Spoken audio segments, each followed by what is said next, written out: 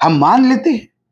तब हिंदू खतरे में नहीं था, 56 इंच के सीना का आदमी प्रधानमंत्री बना, हिंदू ध्वजवाहक, हिंदुत्व का सेनापति, और हिंदू खतरे में है।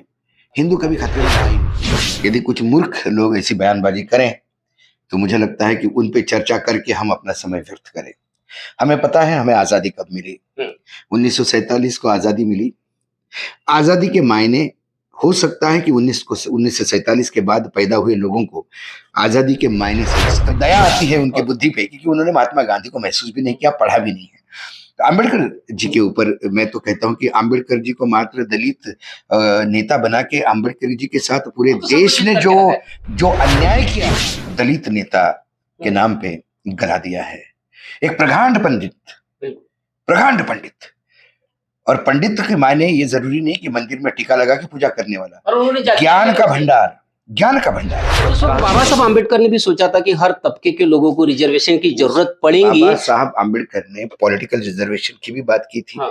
बाबा साहब आम्बेडकर ने सामाजिक, क्योंकि उस समय शिक्षा और बाकी सारी चीजें, स्वास्थ्य, शिक्षा, इस सरकार के अपने अंडर। तो संविधान का भी ऐसा है। संविधान तो बहुत बढ़िया है, विश्व के बेहतरीन संविधानों में से हमारे संविधान है। कोई जरूरत नहीं संविधान में बदलाव लाने की। लेकिन यदि कोई कुत्सित मानसिकता से यही कहे कि ये संविधान ही नहीं है, ये संविधान ही गलत है, मुझे ताज्जुब लगा जब ये कहा गया कि ये संविधान तो ब्रिटिश 1935 का। जब 2019 में आदरणीय प्रधानमंत्री नरेंद्र मोदी जी फिर से जीत के आए, 300 से ज्यादा सीटें जीत के आए। जब वो सर्वप्रथम आ गए थे 2014 में, तो उन्होंने पार्लियामेंट के सेंट्रल हॉल में जाने के पहले साष्टांग दंडवत किया था। और मेरा सीना भरा है। और जब दिल्ली सरकार को अधिकार मिल गए तो आपने एक नया कानून ला के दिल्ली सरकार के सारे अधिकारों को खत्म कर दिया और सर्वोच्च न्यायालय के उस निर्णय को आपने कूड़ेदान में फेंक दिया। तो क्या ये संविधान के हिसाब से चल रहा है या फिर चुनाव आयोग, इन्होंने सबने अब जो बीजेपी का नया कॉर्पोरेट ऑफिस खुला है उसमें अपने अपने कमरे ले लेने चाहिए। वो प्रकोष्ठ हो गए हैं राजकीय, जो सत्ताधीश दिल्ली में बैठे हैं उन्हीं के पार्टी के प्रकोष्ठ के जैसे कांड में अटका हुआ है। सभी अखबारों के मालिक अब्जोपति है। अखबार के मालिक होने के नाते उन्होंने कई लफड़े किए हैं, फाइनेंशियल मिसमैनेजमेंट किया है। हर एक की फाइल है, वो कहता है कि मैं देश में दूसरे नंबर पे हूँ, लेकिन पता पड़ा कि अडानी साहब ने खरीद लिया उनको पैसे पहुंच गए हैं। अब ऐसे कई बड़े नाम हैं कि वो मोदी जी के खिलाफ तो बोलते हैं, सरकार के खिलाफ बोलते हैं, अडानी जी के इश्यू पे सब चुप हो जाते हैं। ऐसे भी जिस दिन किसान ने इस धंधे, प्रॉफिट और लॉस का धंधा शुरू कर दिया, सोच शुरू कर दिया, और उसने एक साल भी किसान ने बुआई बंद कर दी, तो ये देश भूखा है। और देवेंद्र फडणवीस मुख्यमंत्री बने। महाराष्ट्र की वर्तमान राजनीति में जो गंदगी आई है और जो सड़ांध इतनी आई है कि अब बू आने लगी है, बदबू।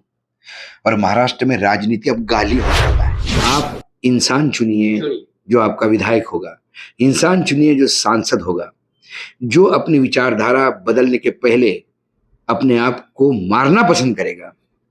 चंद सोने के सिक्के में ईमान बेचने वाले ये लोग। क्या ऐसा क्या भाकित किया थे अपन? जब संविधान ही बदल जाएगा, जब संविधान मनुस्मृति से रिप्लेस होगा, ये ऐसी मेरी आशंका है। मेरी आशंका है व्यक्तिगत रूप से। जब संविधान ही पूरा रिप्लेस होगा मनुस्मृति से, और फिर वो सब तय होगा कि आप क्या पहनोगे, क्या खाओगे। ज्यादा हो गई मगर पृथक विदर्भ नहीं मिल रहा है। जामंतराव धोटे साहब, बापूजी अणे, ब्रिजलाल बियानी, बहुत बड़े बड़े लोगों ने विदर्भ की लड़ाई लड़ी, मगर वो विदर्भ नहीं मिला। अभी भी लड़ाई जारी है। क्या लगता क्या है आपको, क्या विदर्भ होना चाहिए या नहीं होना चाहिए? विदर्भ होना चाहिए। नमस्ते भारत, आप देख रहे WH न्यूज। मैं विजय खौसे। खास बात में आपका स्वागत है। मेरे साथ एक विशेष व्यक्ति है, किसी परिचय की मोहताज नहीं है, सारा भारत उन्हें जानता है। आज उन्हीं से हम चर्चा करेंगे। अलग अलग विषय पे मैं बात करूंगा, लोकसभा से लेकर संविधान तक, दीक्षा भूमि से लेकर संघ भूमि तक, ऐसे अनेक विषयों पे हम बात करेंगे। बेरोजगारी की बात करेंगे, किसानों की भी बात करेंगे, क्योंकि जो हमारे साथ में जो एक विशेष जो व्यक्ति है वो बहुत ही उम्दा उनको अनुभव है भारत के बारे में, और वो एक वरिष्ठ पत्रकार है। हम उनसे आज जानना चाहेंगे। सर, WH न्यूज़ में आपका स्वागत है। मैं नाम बताऊंगा खास करके। सर का जो नाम है, वरिष्ठ पत्रकार है जो दिल्ली के हैं, खास करके मैं बताऊंगा अशोक जी वानखड़े हैं। आज उनसे हम चर्चा करेंगे। आज वो खास एक कार्यक्रम के लिए नागपुर में आए हैं, और नागपुर में हम उनका स्वागत करेंगे और चर्चा करेंगे। सर, आपका WH न्यूज़ में स्वागत है। मेरा पहला सवाल, आप नागपुर में आए हो, दीक्षा भूमि में या संघ भूमि में? मैं सबसे पहले आपके सभी WH व्यूअर्स को प्रणाम करता हूं। Thank you. मैं दिल्ली में रहता हूं, मेरे बारे में आपने बहुत सारी बातें कही है, लेकिन मैं यवतमाल जिले का निवासी हूं और मैं विदर्भीय हूं, और मुझे इस बात का गर्व है कि मैं विदर्भ से हूं। आपने सवाल पूछा मुझे, आप दीक्षा भूमि में आए हैं कि संघ भूमि में आए हैं। मैं मेरे अपने भूमि में आया हूं, मैं भारत भूमि पे आया हूं, मैं माय भूमि पे आया हूं। मैं आदर करता हूं, मैं सभी धर्मों का, पंथों का, विचारों का आदर करता हूं, लेकिन हर ऐसा कोई धर्म इस देश में नहीं है, विश्व के पटल पर ऐसा कोई धर्म नहीं है, और मैं दावे के साथ कह सकता हूं कि जिसमें कुछ भी बुराई हो। लेकिन उस धर्म की परिभाषा करने वाले कुछ दुकानदारों ने हर धर्म में इतनी बुराइयां ठूस दी है कि कई बार हिंदुत्व का ध्वजवाहक बने हुए ये तमाम दुकानें, ये दुकानदार, ये फ्रॉड लोग जब मेरे ही धर्म को अपने तरह से परिभाषित करते हैं, तो मैं कई बार स्वयं को लज्जित महसूस करता हूं, और फिर विचार करता हूं कि क्या ये मेरा धर्म था जो आज इसको परिभाषित किया जा रहा है। और इसीलिए मैं धर्म, राजनीति, समाज, इसको हमेशा अलग अलग दृष्टि से देखता हूं। ये वैयक्तिक आस्था का प्रश्न है। बिल्कुल।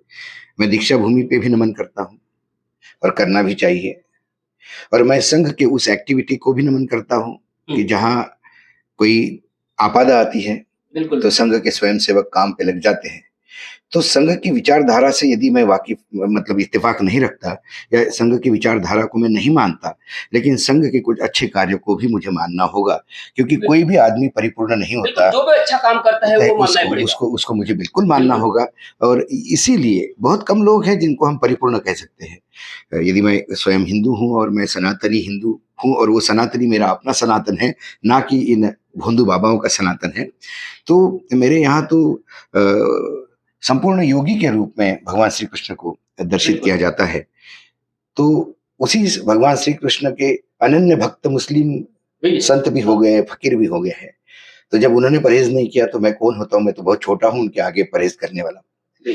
तो सभी धर्म के मेरे मित्र हैं, सभी जगह पे मेरे मित्र हैं।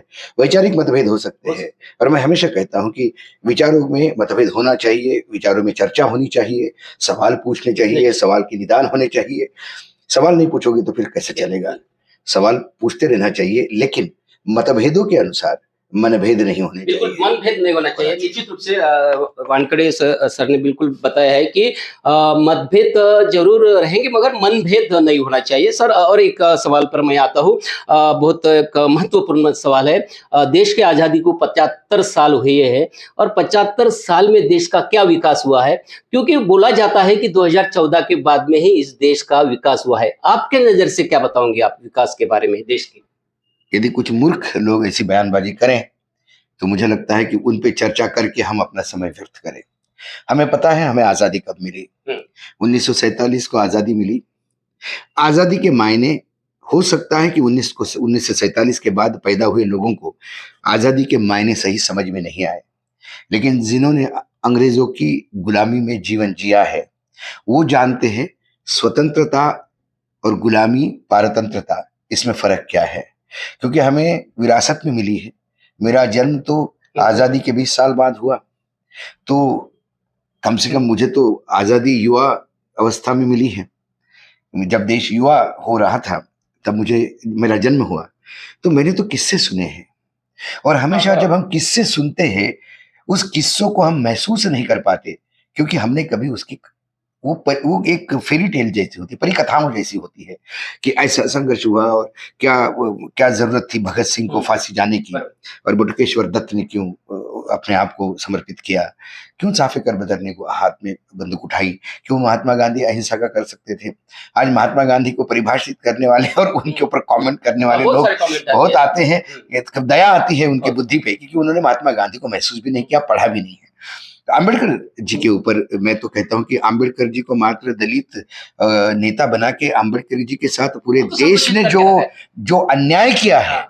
मैं इकोनॉमिक्स का स्टूडेंट हूं, पर मैं आज भी बोलता हूं, विश्व में आज भी इस हम 2024 में है, 23 में है, 24 के बिल्कुल इस पे है, प्रवेश द्वार पे है। 2024 2 महीने बाद शुरू हो जाएगा। आज भी 2024 में भी ऐसा कोई इस देश में, पूरे विश्व में ऐसा आर्थिक तज्ञ नहीं होगा जो अंबेडकर जी के साथ जिनकी तुलना भी की जाए। इतने बड़े अर्थशास्त्री को हमने एक दलित नेता के नाम पे गला दिया है। एक प्रकांड पंडित, और पंडित के मायने ये जरूरी नहीं कि मंदिर में टीका लगा के पूजा करने वाला, और उन्होंने ज्ञान का भंडार। और उन्होंने एक जाति के लिए भी नहीं सोचा। उन्होंने तो लगातार अपने जिस समाज से वो आते हैं उन्हें बार बार वो कहते थे, क्यों रोना रोते हो कि हम पिछड़े हैं। क्या रिजर्वेशन था अंबेडकर साहब को? क्या अंबेडकर जी के समय रिजर्वेशन था? आज समाज की स्थिति इतनी अच्छी है कि आज कोई दलित किसी सवर्ण के साथ बैठ के होटल में खाना खा सकता है। उस समय दलित की परछाई पड़ने पे लोग नहा लेते थे। उस विपरीत समय में यदि दलित घर से उठ के एक आदमी इस विश्व का सबसे बड़ा अर्थतज्ञ बन सकता है, सबसे बड़ा कानून का विशेषज्ञ बन सकता है, इस देश के संविधान समिति का अध्यक्ष बन सकता है, इस देश का पहला कानून मंत्री बन सकता है, कई चीजों को परिभाषित जो आदमी करता है, उसने तो कभी रिजर्वेशन का रोना नहीं रोया। आज महाराष्ट्र में मैं देखता हूं कि हर आदमी रिजर्वेशन मांग रहा है। मैं पूछता हूं, रिजर्वेशन लेके नौकरियां कहाँ है? और उस वक्त बाबा साहब आम्बेडकर ने भी सोचा था कि हर तबके के लोगों को रिजर्वेशन की जरूरत पड़ेगी। बाबा साहब आम्बेडकर ने पॉलिटिकल रिजर्वेशन की भी बात की थी। बाबा साहब आम्बेडकर ने सामाजिक, क्योंकि उस समय शिक्षा और बाकी सारी चीजें, स्वास्थ्य, शिक्षा, इस सरकार ने अपने अंडर ले लिया था। शिक्षा ये सरकार का काम था। तब इतने प्राइवेट कॉलेजेस और यूनिवर्सिटीज नहीं हुआ करती थी, तब सारा कुछ सरकारी था। तब उनमें बच्चों को पिछड़े जाति के आने के लिए यदि उनका परसेंटेज भी कम हो तो उन्हें एडमिशन मिलनी चाहिए, क्योंकि वो पीढ़ियों से, मतलब सदियों से वो पीड़ित है। तो उन्होंने भी वो 10-10 साल के 10 साल के इसके लिए किया जाएगा। लेकिन हो क्या रहा है, 75 साल बाद भी यदि इस देश में आज भी यही बात हो रही हो तो फिर लगता है कि 75 साल में बाबा साहेब आम्बेडकर यदि आज होते तो क्या करते? सवाल उठता है। आज वो अपने संविधान को सर पे ऐसा हाथ रख के बैठ जाते, क्योंकि उन्होंने कभी सोचा ही नहीं था संविधान की रचना करते समय कि इस देश में इतने नालायक राजनीतिज्ञ भी आएंगे कि जो इसमें से भी गलियां ढूंढेंगे। एक परंपराएं होती है राजनीति में। बाबा साहब ने कहा था कि संविधान कितना भी अच्छा हो, मगर उसको चलाने वाले अगर बुरे होंगे तो संविधान बुरा होगा। हमेशा कहता हूं, कोई भी घोड़सवार पीठ पे बैठते से पहचान लेता है कि मेरा बाप ऊपर बैठा है, और वो फिर चलता है। नहीं तो आप चाबुक मार मार के थक जाएंगे। घोड़ा अपने हिसाब से चलता है। तो संविधान का भी ऐसा है। संविधान तो बहुत बढ़िया है, विश्व के बेहतरीन संविधानों में से हमारे संविधान है। कोई जरूरत नहीं संविधान में बदलाव लाने की। लेकिन यदि कोई कुत्सित मानसिकता से यही कहे कि ये संविधान ही नहीं है, ये संविधान ही गलत है, मुझे ताज्जुब लगा जब ये कहा गया कि संविधान तो ब्रिटिश 1935 का ब्रिटिश एक्ट है। अरे भाई, जरा पढ़ लिया करो इसको, समझ में आ जाएगा संविधान क्या है। क्योंकि अनपढ़ लोग कमेंट करते हैं, अनपढ़ लोग सत्ता में बैठे हैं और उनकी कमेंट को मीडिया मैग्नीफाई करता है। सर बिल्कुल। क्या आपको क्या लगता है, वाकई में क्या संविधान ये बदला जाएगा? पूरा संविधान का जो ढांचा है वो पूरा बदला जाएगा? क्या वो मनुस्मृति फिर से लाई जाएंगी? मुझे तो आशंका तो मुझे यही है, ये मैं पहले भी कह चुका हूं और ऑन स्क्रीन कह चुका हूं। 2024 में यदि वर्तमान सत्ता केंद्र में बरकरार रहती है तो मुझे तो डर है कि कहीं संविधान का पूरा रिप्लेसमेंट नहीं हो जाए, वहां ये नहीं आए। क्योंकि संविधान के प्रति जब 2019 में आदरणीय प्रधानमंत्री नरेंद्र मोदी जी फिर से जीत के आए, 300 से ज्यादा सीटें जीत के आए, जब वो सर्वप्रथम आ गए थे 2014 में तो उन्होंने पार्लियामेंट के सेंट्रल हॉल में जाने के पहले साष्टांग दंडवत किया था दंडवत किया और मेरा सीना भर आया था। मैं टीवी पे कमेंट कर रहा था, तब मुझे लगा कि नहीं, कुछ बदलाव होगा। नतमस्तक होने वाले लोग आ गए। अंदर आके जो 5 साल देखा मैंने, मैं बड़ा डर गया। उसके बाद जब मैसिव मैंडेट के साथ आए तो उन्होंने उस समय एक नया इवेंट किया। वो इवेंट, तब तक मैं समझ गया था कि ये सिर्फ इवेंट करते हैं।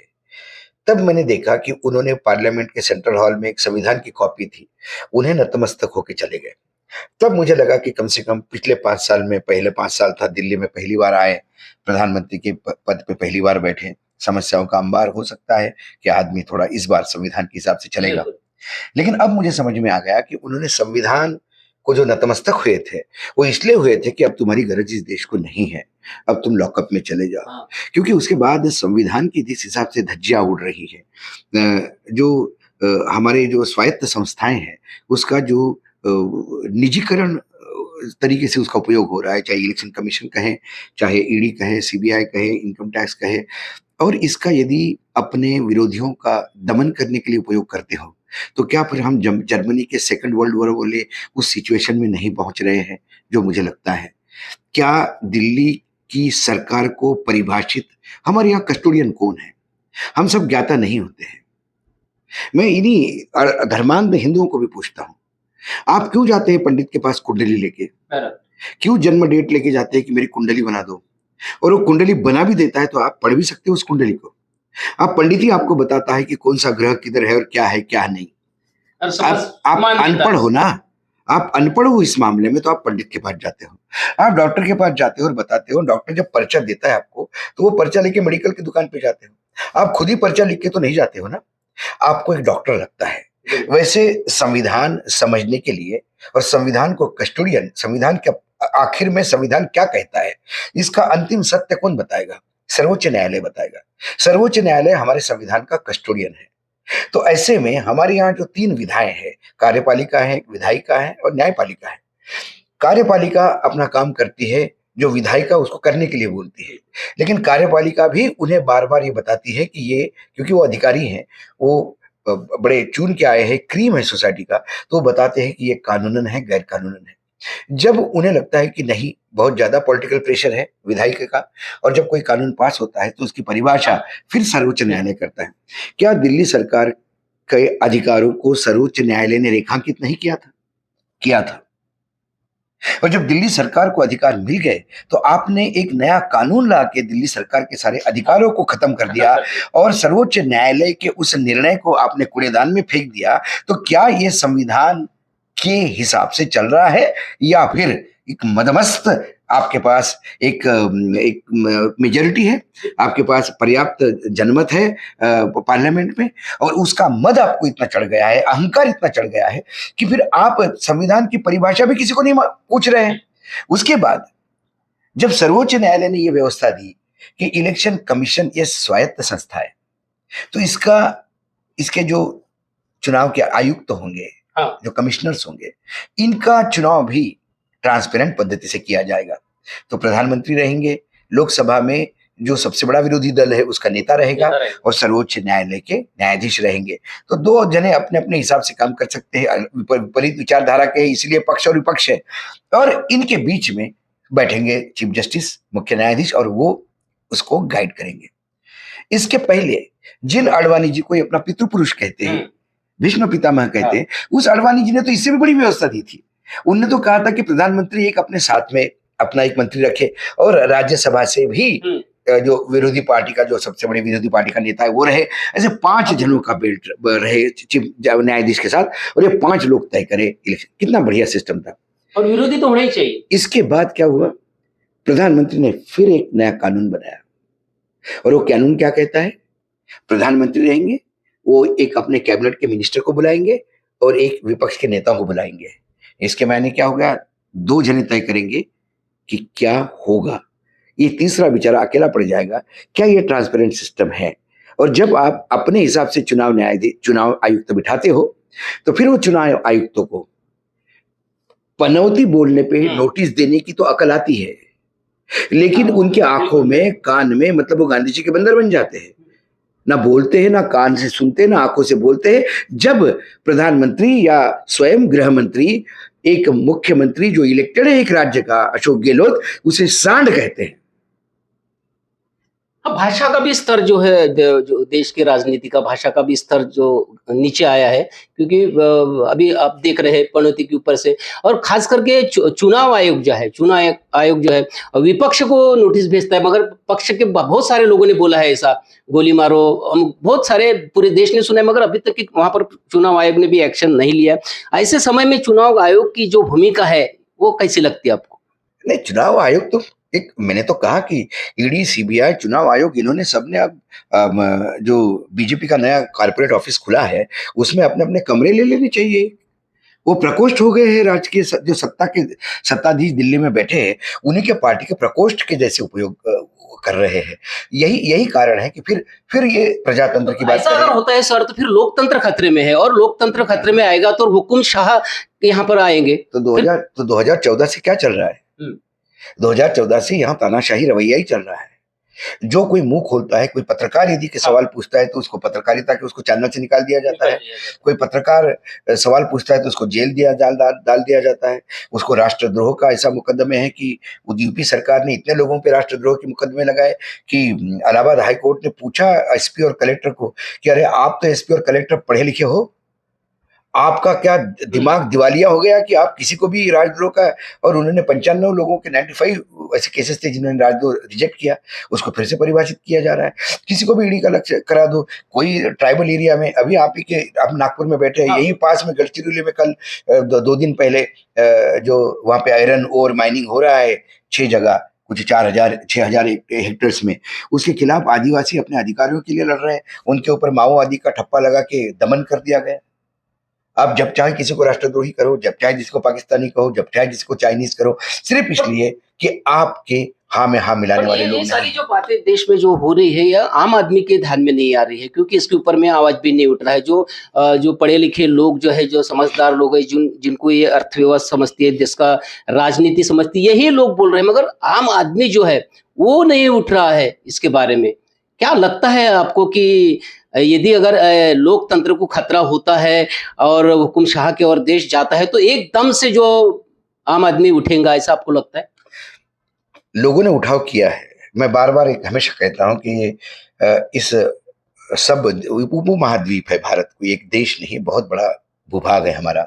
143 करोड़ लोग हैं हमारे देश में, और हमारे लोग अशिक्षित हो सकते हैं, हमारे लोग पीड़ित हो सकते हैं, संघर्षशील हो सकते हैं, गरीब हो सकते हैं, भूखे हो सकते हैं, लेकिन इस देश की जनता मूर्ख नहीं है। इंदिरा गांधी जैसे पढ़े लिखे नेता को भी लोगों ने आईना दिखा दिया था। ये तो अनपढ़ों की जमात है जिनके डिग्रियों का कोई हिसाब नहीं, तो इनको आईना दिखाने में समय नहीं लगेगा।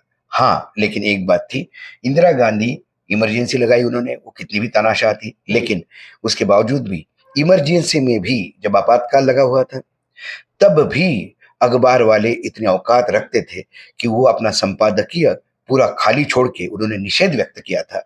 इमरजेंसी में भी निषेध व्यक्त करने की औकात तब मीडिया में थी। आज के डेट में मीडिया पूर्ण रूप से समाप्त हो गया है, और इसके लिए मैं आपके और मेरे जैसे रास्ते पे माइक लेके घूमने वाले पत्रकारों को दोषी नहीं मानता। ये लोग कहीं ना कहीं नौकरी करते हैं। ये जो मीडिया संस्थानों के मालिक है, ये सभी ना कहीं अटके हुए हैं। आप ही आज नागपुर में बैठे हैं, या लोकमत सबसे बड़ा अखबार है, उसका मालिक जमानत पे है, क्योंकि वो भी किसी कांड में अटका हुआ है। सभी अखबारों के मालिक अब्जोपति है। अखबार के मालिक होने के नाते उन्होंने कई लफड़े किए हैं, फाइनेंशियल मिसमैनेजमेंट किया है, हर एक की फाइलें पड़ी हुई है। तो जब उनको लगता है कि हम अरेस्ट हो जाएंगे, हमको तकलीफ हो जाएगी, तो वो सत्ता पक्ष के दरबार में घुंघरू पैर में बांध के मुजरा कर रहे हैं, और उनके मुजरा करने से तमाम जो वर्किंग जर्नलिस्ट है वो मजबूरी में नौकरी कर रहे हैं, तो उन्हें वही करना पड़ रहा है जो मालिक लाइन ले रहा है। मगर ऐसा अगर होता है तो लोकतंत्र का जो चौथा स्तंभ कहा जाता है, वो चौथा स्तंभ तो खत्म ही हो जाएगा। नहीं, फिर न्याय कौन देगा? नहीं, ऐसा नहीं मानता मैं। अब पत्रकारिता में मैं ये मानता हूं कि पत्रकारिता में कोई पीले चावल लेके आपके घर तो नहीं आया था, या आप पैदा होने के बाद आकाशवाणी नहीं हुई थी कि अशोक वानखड़े तुम पत्रकार बनोगे। नहीं, पत्रकार आप चॉइस से बने हो। और यदि पत्रकार चॉइस से बने हो और आपको लगता है कि मेरी पत्रकारिता मुझे करनी चाहिए, और यदि मुझे लगता है कि मैं यहाँ पत्रकारिता नहीं कह सकता, मैं अभी आपसे बात हो रही थी, आप भी दैनिक भास्कर में काम कर रहे थे, आपने दैनिक भास्कर की नौकरी छोड़ के यदि ये शुरू किया है, इसीलिए शुरू किया है कि आपको लग रहा था कि आपके पत्रकारिता का गला घोटा जा रहा है, तो आप, मैं, ऐसे कई असंख्य इस देश में लोग हैं, भला हो डिजिटल मीडिया का, सोशल मीडिया का, उन्होंने एक हमें प्लेटफॉर्म दिया है। बिल्कुल और आज किसी बड़े चैनल से ज्यादा व्यूअरशिप यूट्यूब की है, पोर्टल्स की है, और उसमें लगातार लोग बोल रहे हैं, लगातार कोर्ट के केसेस आते हैं, लगातार नोटिस आते हैं, प्रताड़न किया जाता है, आपको कई जगह ब्लॉक किया जाता है, आपके खिलाफ troll army, paid troll army खड़ी की जाती है, लेकिन इस देश के लोग उसके बावजूद लाखों की तादाद में देखते हैं। और आप कमेंट पढ़िए प्रोग्राम के नीचे जो आते हैं, वो कमेंट बता देते हैं कि यदि उसके नीचे 8,000 कमेंट है तो उस 8,000 कमेंट में 6 या 7 कमेंट होते हैं जो कहते हैं कि तू कुत्ता है, ये है, वो है, गाली देते हैं, लेकिन बाकी जो 7,993 94 जो कमेंट है वो आपके लिए दुआ करते हैं, आपकी सराहना करते हैं, आपको पीछे खड़े होने की बात करते हैं। इसके मायने ये है कि लोग को लग रहा है कि उनकी व्यथाओं को हम शब्द दे रहे हैं, इसलिए लोग पूछ रहे हैं। मैं भाई, मेरा वजन 90 किलो का है, मैं दिखने में काला आदमी हूँ, विदर्भ का हूँ, ठेठ, क्यों लोग मुझे देखेंगे? मैं कोई फिल्म एक्टर तो नहीं हूँ, क्यों लोग मुझे सुनेंगे?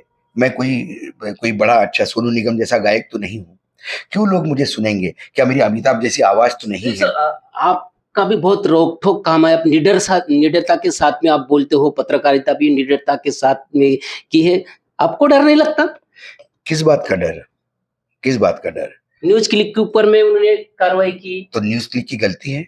न्यूज क्लिक ने फंडिंग लिया है बाहर से? हमने कोई फंडिंग नहीं लिया। आप मुझे बताइए, आप अपना पोर्टल चला रहे हैं, क्या है हमें? मैं तो हर जगह बोलता हूँ, मेरा इन्वेस्टमेंट क्या है? आपकी प्रेरणा सभी जो भी जितने भी देश के डिजिटल प्लेटफॉर्म है, आपकी प्रेरणा लेकर काम करना चाहिए। मैं तो हमेशा कहता हूँ कि मेरा टोटल इन्वेस्टमेंट 20,700 रुपए है। 20,000 रुपए का एक मोबाइल है और 700 रुपए का उसका एक स्टैंड है। वो मैं एयरपोर्ट पे भी खड़ा होकर अशोक वानखड़े किसी भी कोई मुझे स्ट्रीमलाइन की लिंक भेजता है और मैं रूबरू हो जाता हूँ उस कार्यक्रम में। यदि 20,700 रुपए में आपका इन्वेस्टमेंट में आप एक यूट्यूब चैनल चलाते हो, मैं नहीं चाहता कि ग्राफिक्स वो भी करते हैं लोग, उनके भी इन्वेस्टमेंट भी लगता होगा, लेकिन आपकी बात कहने के लिए आपको बहुत ज्यादा ड्रामेबाजी करने की जरूरत नहीं है।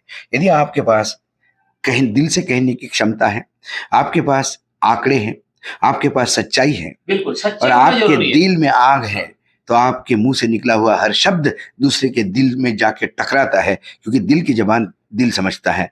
जो सोच समझ के सुपारी बात पत्रकारिता हमारी, इसमें भी यूट्यूब में भी बहुत सारे आ गए हैं। अभी मैं कई बड़े बड़े नाम हैं कि जिनकी लाखों की व्यूज है। हमारे उत्तर प्रदेश में एक पोर्टल है, वो कहता है कि मैं देश में दूसरे नंबर पे हूँ, लेकिन पता पड़ा कि अडानी साहब ने खरीद लिया उनको पैसे पहुंच गए हैं। अब ऐसे कई बड़े नाम हैं कि वो मोदी जी के खिलाफ तो बोलते हैं, सरकार के खिलाफ बोलते हैं, अडानी जी के इश्यू पे सब चुप हो जाते हैं। ऐसे भी लोग हैं, हम तब भी लोग अप्रोच किए हैं। हमारी जरूरत ही कम है। आप पत्रकारिता में आए हो, देखिए पत्रकारिता, शिक्षक, डॉक्टर, इस देश का सैनिक, ये ऐसे प्रोफेशन है जिसमें एक सामाजिक दायित्व की झालर है, तो हमें उस सामाजिक दायित्व के बाद देना पड़ेगा। जिस दिन शिक्षक 10 से 5 नौकरी करके अपने खेत के बारे में सोचेगा, वो शिक्षक है ही नहीं, वो बच्चों को पढ़ा ही नहीं पाएगा, उसके विद्यार्थी आने वाले भविष्य के बहुत बड़े स्थापित लोग नहीं हो पाएंगे। तो शिक्षक 24 घंटे का शिक्षक है, डॉक्टर 24 घंटे का डॉक्टर है। उसका मरीज रात को 3 बजे तकलीफ में फोन करेगा, उसको भाग के भागना पड़ता है। हमारा जो सैनिक बैठा है, उसे कहाँ 10 की 5 की ड्यूटी है, वो तो 24 घंटे अपने परिवार से दूर है। वैसे पत्रकारिता का है, पत्रकारिता में आपकी जरूरतें कम करें। आपको क्या जरूरी है कि नेता के साथ ही गाड़ी में बैठना है? आपको जरूरी है कि बड़ी गाड़ी में ही जाना है? आपकी यदि छोटी जरूरतें हैं तो पूरी हो सकती है, मुझे लगता है। और आपका ही मैं उदाहरण देता हूँ। आप अभी, मैंने जब प्रोग्राम शुरू होने के बाद आपको पूछा कि कैसा कर रहे हो, क्या कर रहे हो सकता है कि आपको उतनी तनख्वाह ना मिलती हो जितनी भास्कर में मिल रही थी, लेकिन आज एक सुकून होता है। आदमी रात को नींद सोता है और कहता है कि मैं, यदि मनुष्य का जन्म मैंने लिया है तो कुछ सामाजिक काम भी मेरा करना है। नहीं तो जानवर जैसे बड़े हो जाते हैं, बच्चे पैदा करते हैं और फिर वो मर जाते हैं, ऐसे तो जानवर भी बोलते हैं, या आवारा कुत्ते भी वही करते हैं जो इंसान करते हैं। हमें इंसान होने का कोई तो दायित्व करना पड़ेगा। और ये मैं इसलिए मैं कहता हूँ पत्रकारिता में सोच समझ के आना, बिल्कुल ग्लैमर में मत आना। पत्रकारिता में स्क्रीन पे आने के लिए आ रहे हो मत आना, बराबर। इसके लिए कई चीजें वहां कर लो ग्लैमर जाके, लेकिन पत्रकारिता ही मिशन का सब्जेक्ट है। यदि करो तो दिल से करो, नहीं तो दलाली करो, शुद्ध रूप से अपना दुकान खोल लो, मना कौन करता है तुम्हें। निश्चित रूप से। और भी एक सर मैं एक सवाल लूँगा, ये तो अपनी मीडिया की बात अपन ने की है, क्योंकि अभी मीडिया तो पूरा देश देख रहा है मीडिया की हालत अभी क्या है, तो क्योंकि बहुत सारे लोगों ने तो टीवी देखना ही बंद कर दिया। अब हम खुद पत्रकार होने के बाद में हम टीवी देखते नहीं हैं, हम डिजिटल आपको सुनते हैं। बहुत बड़े-बड़े जो पत्रकार हैं, रवीश कुमार हो गए, पुण्य प्रसून वाजपेयी जी हो गए और आप हो गए, हम आपको ही सुनते हैं, टीवी को हम देखते नहीं हैं, क्योंकि टीवी पे हम 24 घंटे देखेंगे तो बस हिंदू मुस्लिम और जो देश को जो चीज़ देना चाहिए वो मीडिया देते नहीं, इसलिए हम देखते नहीं उसको। तो चलिए और एक सवाल पे आते हैं। देश में जो है बेरोजगारी का क्या ग्राफ होगा सर? क्योंकि नौकरियां जो है वो खत्म हो गई है।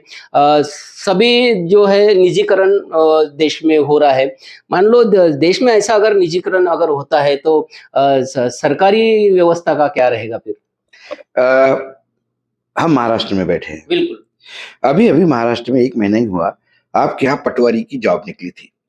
6,000 पटवारी के जॉब के लिए 12 लाख लोगों ने आवेदन किया था। 3 अलग अलग सेक्शन में इसकी एग्जाम्स हुई। यदि 6,000 के लिए 12 लाख लोग अप्लाई करते हैं, ये इस देश के बेरोजगारी को रेखांकित करता है। लेकिन जब सरकारी आंकड़े आते हैं, जब मैंने सरकारी आंकड़े देखे कि हेडलाइन आई कि भाई वो बेरोजगारी कम हो गई, तो मैंने बोला ये रिपोर्ट देखनी पड़ेगी। तो जब मैंने रिपोर्ट वेबसाइट से निकाली और डिटेल पढ़ा मैंने रिपोर्ट में, तो रिपोर्ट ये कहती है कि हमारे यहाँ जो किसान खेत में काम करता है वो साल के अंत में उपज बेचता है, वो पैसा घर ले आता है, तो वो भी बेरोजगार है। जब मैंने उनके रोजगार की परिभाषाएं सुनी तो फिर मैंने कहा कि इस देश में तो बेरोजगारी है ही नहीं, एक भिखारी है, उसको भी भीख मांगने के लिए मेहनत करनी पड़ती है। बिल्कुल, बिना घूमे फिरे तो उसको भीख कोई देता नहीं, उसको चिल्लाना पड़ता है, धूप में बैठना पड़ता है, उसके चेहरे पे दया भी दिखानी होती है, तभी लोग भीख देते हैं उसको। अब जब वो भीख, फटे हुए कपड़े भी मेंटेन करने पड़ते हैं कि वो कपड़े फटे दिखे, गंदे दिखे, ये सारा करके वो भीख मांगता है। यदि कोई भिखारी at the end of the day 100-150 रुपए ले जाता है, शहर के जैसे शहरों में 100-150 रुपए कोई बड़ी बात नहीं, क्योंकि आज 1 रुपया 2 रुपया कोई लेता भी नहीं, 4-5 रुपए का कॉइन होता है या 10 का नोट दे देता है। यदि कोई भिखारी 150 रुपए रोज कमाता है तो फिर वो भी बेरोजगार कहाँ से हो गया। हमारे यहाँ एक नई सिस्टम 2014 से हमने देखी है। जब इनको ये पूछो कि भाई किसानों की आय दुगनी कब होगी, तो वो किसानों का खर्चा कम दिखाते हैं। आय तो उतनी ही है 2014 के पहले जो थी। फिर अपन ने बोला ये कैसा हो गया, बोले देखो उनको 200 रुपए मिल रहे हैं, 100 रुपए उनके खर्चे, हो गई दुगनी। नहीं 200 रुपए तो पहले भी मिल रहे थे।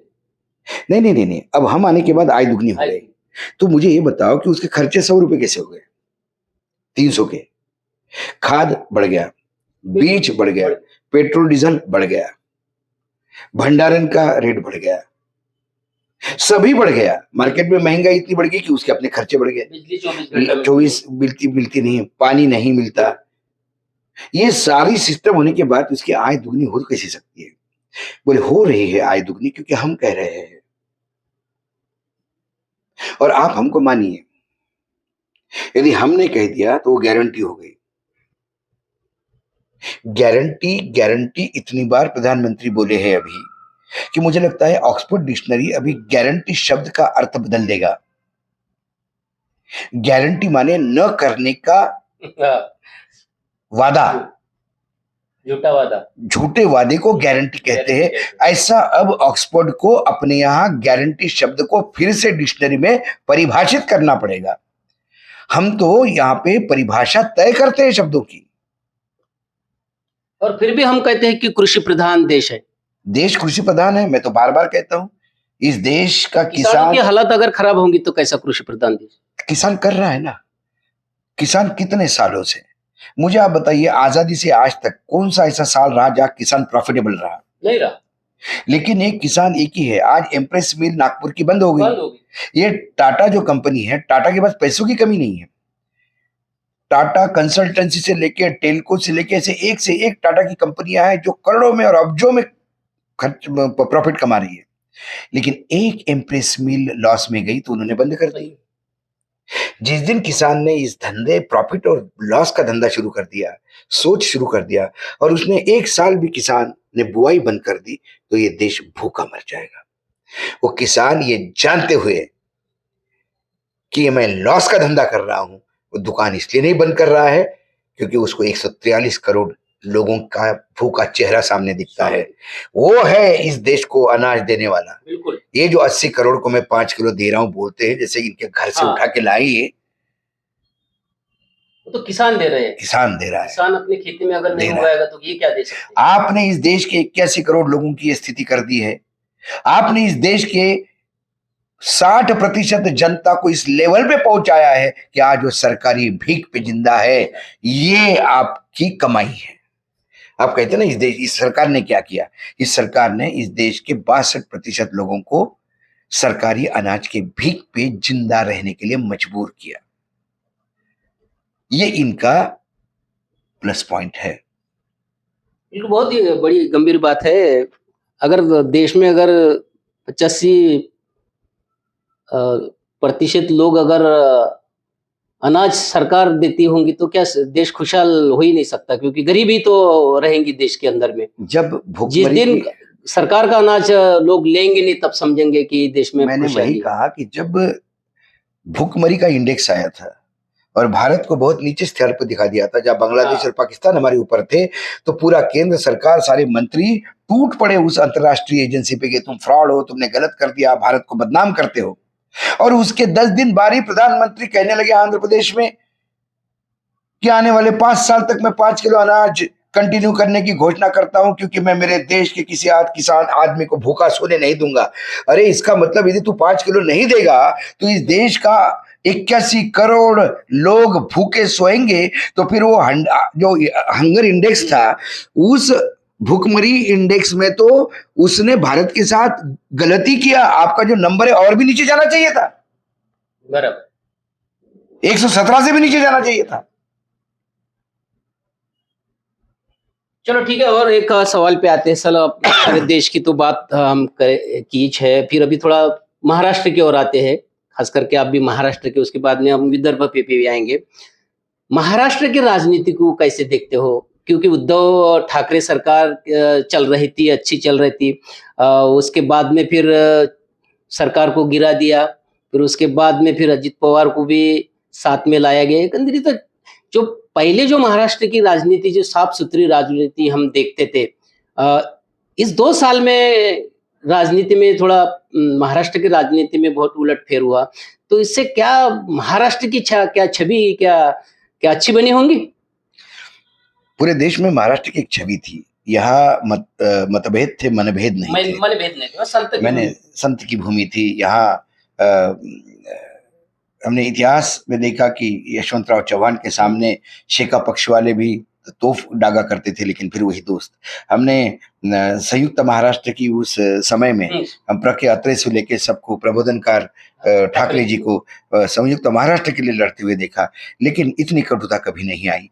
उसके बाद हमने कई युग देखे कि जहाँ हंसी मजाक होती थी, व्यंग होते थे, विलासराव देशमुख और गोपीनाथ मुंडे तक वो बात चली। लेकिन खासकर जब एक नया युग आया और देवेंद्र फडणवीस मुख्यमंत्री बने, महाराष्ट्र की वर्तमान राजनीति में जो गंदगी आई है और जो सड़ांध इतनी आई है कि अब बू आने लगी है, बदबू, और महाराष्ट्र में राजनीति अब गाली होने लगा है। नेता ये शब्द को इज्जत नहीं रही है। इसका टोटल श्रेय देवेंद्र फडणवीस को जाता है। उन्होंने सबसे पहले अपने पार्टी के नेताओं को समाप्त किया, एकनाथ खड़से से लेकर तमाम कद्दावर नेता को, क्योंकि जो लोग अपना कद नहीं बढ़ा सकते वो दूसरे का कद कम करने के लिए सोचते रहते हैं। कभी गोपीनाथ मुंडे को चुनाव उसकी लड़की के साथ, ये लगातार अपनी पार्टी को खत्म किया। उसके बाद में उन्होंने शिवसेना तोड़ी। अभी हम कह सकते हैं कि तोड़ी, क्योंकि स्वयं उनके पत्नी ने कहा कि वो गाँव गले और रात को जेम्स बॉन्ड बन के निकलते थे शिवसेना तोड़ने के लिए। उसके बाद अजित पवार को अलग हुए। ये सारी चीजें जब हम देखते हैं तो लगता है कि आज कोई, मुझे यदि कोई आमदार जिसको कहते हैं आप, विधायक यदि कोई मिलता है, तो मैं उसको पूछता हूं कि तू अभी जब मेरे साथ बैठे हो तो आप किस पार्टी में हो ये बताओ, क्योंकि इस कमरे में आने के पहले आप किस पार्टी में थे मैं ये जानना नहीं चाहता, और यहाँ से जाने के बाद कमरे के बाहर कोई और पार्टी जाओगे तो ये भी मैं जानना नहीं चाहता। वर्तमान में आप किसके साथ हो यदि ये मुझे बताओगे तो मैं आपको बात कर पाऊंगा। बराबर। ये स्थिति इस राज्य की आ गई है। यहाँ पैसों पे बिकने वाले, मतलब सेलिंग कॉमोडिटी हो गई है हमारे विधायक। ये फुले शाहू अम्बेडकर शिवाजी महाराज के राजनीति में अधिकार नहीं है, अधिकार नहीं, इस वर्तमान उनको कहने का भी अधिकार नहीं। वर्तमान में महाराष्ट्र में जितने नेता हैं, किसी भी राजनीतिक दल के हो, उन्हें हमारे दैवत छत्रपति शिवाजी महाराज, फुले साहब, अंबेडकर साहब, शाहू महाराज, इनका नाम लेने का नैतिक अधिकार नहीं है। जब जब इनके मुंह से इन महापुरुषों के नाम निकलते हैं तब तब उन महापुरुषों का अपमान ही होता है। अधिकार नहीं है इनको नाम लेने का। ऐसी राजनीति करने से क्या अभी आने वाले चुनाव में 2024 में महाराष्ट्र में जनता दिखा देगी। जिन्होंने ये खोखे वाली राजनीति की उनको घर भेज देंगे। महाराष्ट्र की जनता ने हमेशा गद्दारों को घर का रास्ता दिखाया है। इसके पहले भी शिवसेना 2 बार टूटी है, जो टूट के आए उनका क्या हश्र हुआ। पूरे देश में गद्दारों को माफ नहीं किया जाता। गद्दारों को लोग जनता का घर का रिश्ता दिखा देते हैं। तृणमूल कांग्रेस के 34 विधायक तोड़ के लाए थे, उनमें से 32 हार गए। कर्नाटक में भी इधर से उधर मेंढक जैसे कूदने वाले घर चले गए। मध्य प्रदेश में भी जो बाहर के लोग आए हैं उन्हें लोग रास्ता दिखाने का प्रयास कर रहे हैं। हर प्रदेश में ये जो तोड़ फोड़, ये जो भागते हैं पैसे के चक्कर में या ईडी के डर से, उन्हें बिल्कुल लोगों ने घर बिठा दिया है। इसलिए मैं ये कहता हूं कि इस चुनाव में महाराष्ट्र के जनता को ये देखना होगा, राजकीय दल नहीं, आप इंसान चुनिए जो आपका विधायक होगा, इंसान चुनिए जो सांसद होगा, जो अपनी विचारधारा बदलने के पहले अपने आप को मारना पसंद करेगा। चंद सोने के सिक्के में ईमान बेचने वाले ये लोग ये खुद का भला कर सकते हैं, जनता का और महाराष्ट्र का कभी भला नहीं कर सकते। समाज का और महाराष्ट्र का नेता होना चाहिए, मगर अभी वैसे नेता तो बहुत कम दिखाई देते। नेता है ही नहीं, अभी सब सेलिंग कमोडिटी है। बाजार में बिकने के लिए माल पड़ा हुआ है, खरीदार का इंतजार है। ये महाराष्ट्र के राजनीतिज्ञों का हाल हो गया है। आम आदमी का विश्वास उड़ गया है। हंसते हैं लोग नेताओं को। जहां लोग स्कूल में बच्चे तरसते हैं, छत नहीं है, बेसिक एजुकेशन जगह नहीं है। आज महाराष्ट्र में मैं देख रहा था 60% आपके मेडिकल का जो स्टाफ है उसकी कमी है, जितनी चाहिए उतनी नहीं है। अभी किसी इंटरनेशनल एजेंसी ने अपने को लोन देने की बात की है महाराष्ट्र को कि आपकी चरमराई हुई स्वास्थ्य सेवाओं को हम ठीक करेंगे। जब चरमराई हुई स्वास्थ्य सेवाओं की बात होती है तो पता पड़ता है कि हमारे यहाँ हर जगह पैसा, दवाई खरीदने हैं, नेता सोचता है कि मेरे वो दवाई से आदमी बचेगा नहीं बचेगा इसका सवाल नहीं उठता, मुझे क्या मिलेगा, मुझे क्या। हर आदमी अपना पेट धर रहा है, हर आदमी खाने की सोच रहा है। हर नेता सोचता है कि इस स्कीम में मुझे क्या मिलेगा, ये स्कीम जनता के लिए, जनता को क्या दूंगा, ये नहीं है। अभी वो एम्बुलेंस का ठेके का मैंने अभी परसों के दिन महाराष्ट्र में मैंने कार्यक्रम किया है। बताइए, जो कंपनियां इंग्लैंड में बंद हो गई है, सालों बंद हो गई है, वो आपके पार्टनर बन के आती है और आप उनको कॉन्ट्रैक्ट देते हैं। कितना अधिकारियों ने पैसा खाया होगा, कहां मंत्री तक पैसा गया होगा, और क्या एम्बुलेंस चलेगी। इसीलिए 75 साल के इस देश में भी जहां एक तरफ हम इतराते हैं कि हम चांद पे हमने कदम रखा है, 75 साल में भी आज इस देश में एम्बुलेंस नहीं एम्बुलेंस चलती है, जो बांबू खंडे पे रख के कपड़े की झोली बना के पेशेंट को ले जाते हैं, महिला को गर्भवती, और भारत का भविष्य किसी नाले के किनारे या किसी पेड़ के नीचे जन्म लेता हुआ दिखाई देता है। ये है भारत हमारा। इसके लिए इतराए हम राम मंदिर के लिए इतराए हैं। हम उस 25 लाख दिए के लिए पैसा बचाए कि वो दिए से तेल निकाल के अपने 2 महीने के अपनी किचन के लिए निकालने वाले उन लड़कियों की तरफ देख के आंसू आते आंखों में। क्या राम रहेंगे अयोध्या में? जो मैं राम को जानता हूं, मेरे आराध्य है राम, मेरे भगवान है राम, राम अयोध्या के उस मंदिर में होंगे ही नहीं, मैं दावे के साथ कह सकता हूं। जिस राम ने यह देखा होगा कि मेरे 25 लाख दियों में से तेल निकालती है लड़कियां और पुलिस के डंडे खा रही है, अरे 25 लाख दिए जलाने के बजाय उन गरीबों में गरीबों के घर तेल में बांट तेल देते बांट देते। तो राम वहां होगा। वहां होता, बराबर। क्या बात कर रही है? प्राण प्रतिष्ठा करेंगे राम की, मेरे राम की प्राण प्रतिष्ठा आप करोगे? आपकी औकात है? ये सारा करके देश के जो लोगों का जो मन जो डाइवर्ट करने की कोशिश है कि वो अंधश्रद्धा की तरफ में जो चीज करना नहीं चाहिए वही करते, क्योंकि आपने कहा है कि जो दिए का जो तेल है, बहुत बड़ी बात है कि वो दिए का तेल जलाने से, वो दिए का तेल लोगों के घर में बांटते तो वहां पे राम आते। बच्ची या दिख रही है जो बुझे हुए दिए से बचा हुआ तेल इकट्ठा करके वो तेल घर ले जा रही है। यह है मेरा भारत। बिल्कुल शर्म नहीं आती इन लोगों को, दिखाई नहीं देता इनको, लेकिन ये धर्मांध कर रहे हैं लोगों को। राम राम, अरे कौन कहा राम? और ये भी कहा जाता है तुमने कि पूरे देश का राम नाम सत्य कर दिया और बोलते हो राम राम। और ये भी कहा जाता है हिंदू खतरे में है। नहीं, मुगल थे इस राज्य, मुगलों ने सालों राज किया, हिंदू खतरे में नहीं था। अंग्रेज आए, 100 साल उन्होंने राज किया, हिंदू खतरे में नहीं था। 65 साल कांग्रेस ने राज किया, जो मुसलमानों के लिए बहुत दया रखती थी, ऐसा उस पर आरोप है, हम मान लेते हैं, तब हिंदू खतरे में नहीं था। 56 इंच के सीना का आदमी प्रधानमंत्री बना, हिंदू ध्वजवाहक, हिंदुत्व का सेनापति, और हिंदू खतरे में है। हिंदू कभी खतरे में रहा ही नहीं, हिंदू कभी खतरे में नहीं रहा, ये खतरे में है। अखंड भारत की भी संकल्पना है और हिंदू राष्ट्र की भी संकल्पना है। क्या लगता है आपको कि हिंदू राष्ट्र बनेगा? पहले जो भारत है उसको तो संभालो,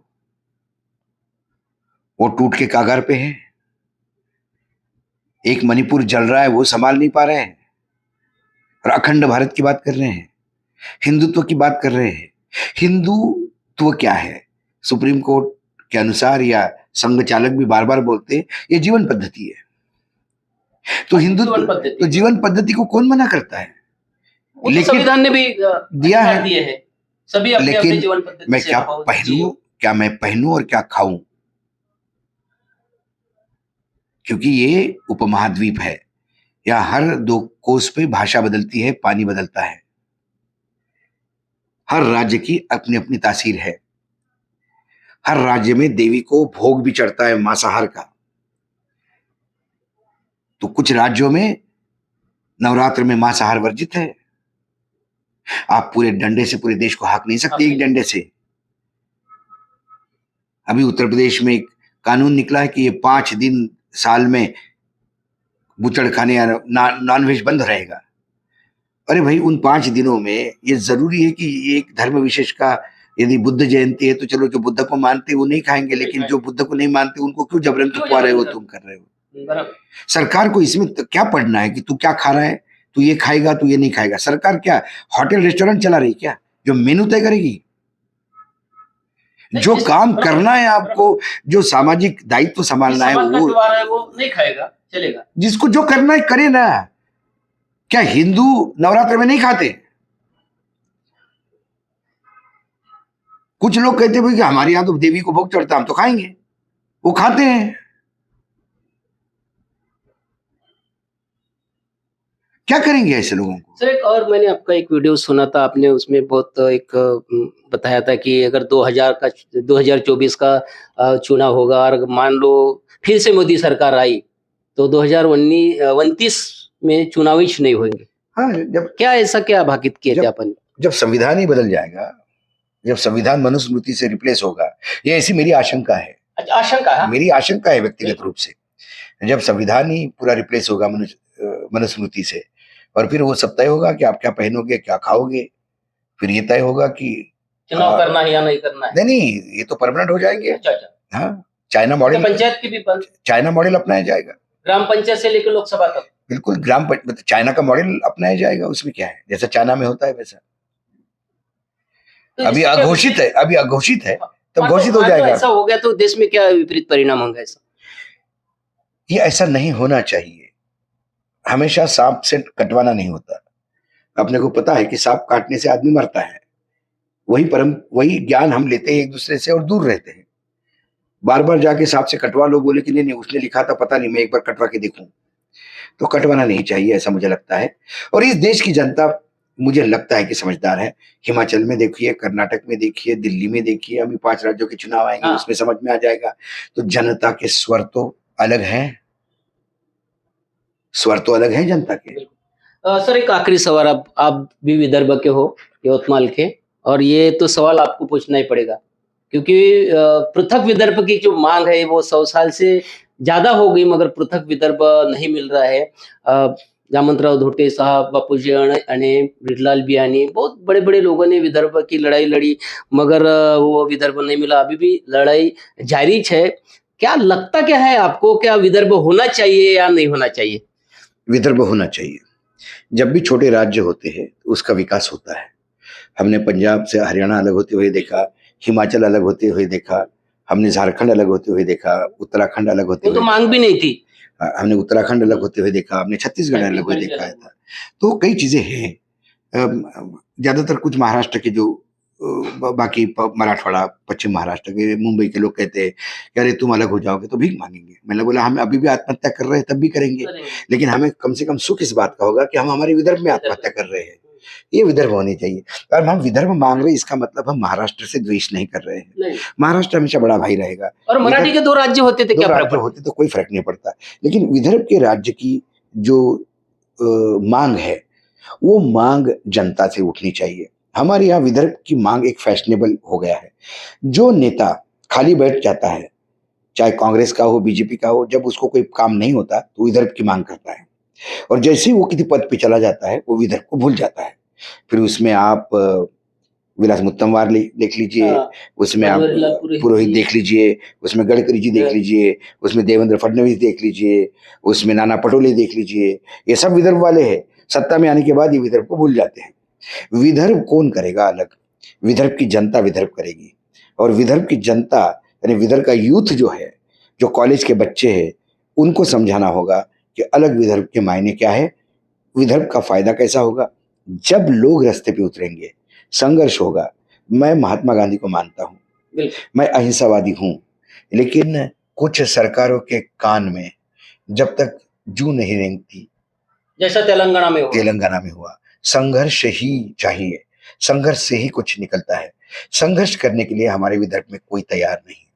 हमारे यहाँ सब भगत सिंह की पूजा करते हैं, लेकिन भगत सिंह पड़ोस के घर में पैदा हो ये अभिलाषा मना में रखते हैं। तो ये लोगों को आना चाहिए। मात्र जंतर मंतर में 10 दिन बैठ लिए, 2 प्रेस कॉन्फ्रेंस ले ली। प्रेस कॉन्फ्रेंस से और धरना प्रदर्शन से कभी राज्य नहीं मिलता। राज्य मिलता है संघर्ष करके, रास्ते पे उतर के। और रास्ते पे उतरने की किसी की हिम्मत नहीं है, क्योंकि सबकी अपनी दुकानें चल रही है कि विदर्भ अलग विदर्भ की मांग की भी एक दुकान सजी हुई है जिसको लोग चला रहे हैं। ऐसा मुझे लगता है, ये मेरा व्यक्तिगत मत है।